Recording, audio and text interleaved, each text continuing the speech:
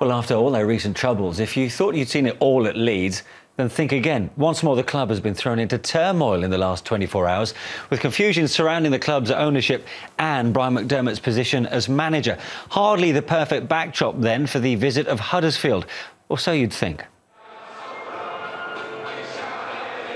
McDermott had been advised to stay away, despite being told his reported sacking on Friday wasn't authorised. So his assistant Nigel Gibbs took charge, and the fans continued their protests against Massimo Cellino.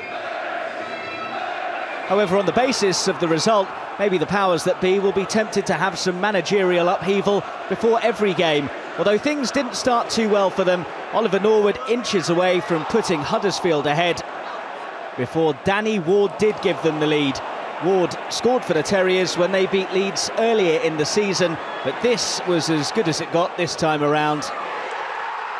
On the stroke of half-time, the Championship's top scorer came up with the goods for Leeds once again. Ross McCormack showing the predatory instinct that made him the subject of plenty of Premier League interest during the transfer window.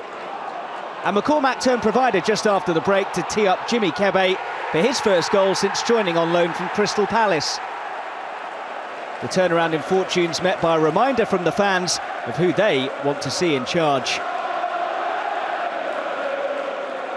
McCormack then took centre stage, scoring twice more in the space of just 11 minutes.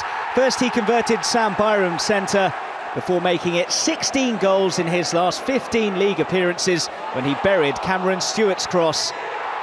Leeds had only managed 5 goals in their last 8 matches in all competitions, but they equalled that total inside of the 90 minutes against the Terriers, and it was a special moment for 18-year-old Alex Mowatt as he scored his first senior goal for the club. A day that started in protests, ending in celebrations, but with plenty of questions still to be answered. Yesterday wasn't nice, what was happening at the club and all that, but as I said, the most important thing is what happens on the pitch. We had a chat before the game, we rallied the troops, and we knew that the most important thing was the 3 points, and thankfully, I think we showed a good character. Going 1-0 down, we could have folded, everyone was against us, but we've come back and scored 5 great goals and won the game 5-1. It's a shame that Brian's not here to witness that. It's his team, he worked with that team yesterday, and obviously they followed his instructions to the T, and it was a fantastic victory. I'm led to believe we'll be back in the club on Monday as manager, and he'll be welcomed back by me and by the squad. So after 24 hours of confusion and mayhem, it's basically as you were. But is it, Leroy? No, of course it isn't. Brian was supposedly sacked by a lawyer acting for the potential owners, and obviously, as we saw on the clip there, it wasn't authorised. But it's not, because what it's done in a funny way is unite everybody at the club. And give everybody an understanding of what they feel about the job that Brian McDermott's doing there. Because, Leeds were going through a very sticky patch this day. They hadn't won in 8 games.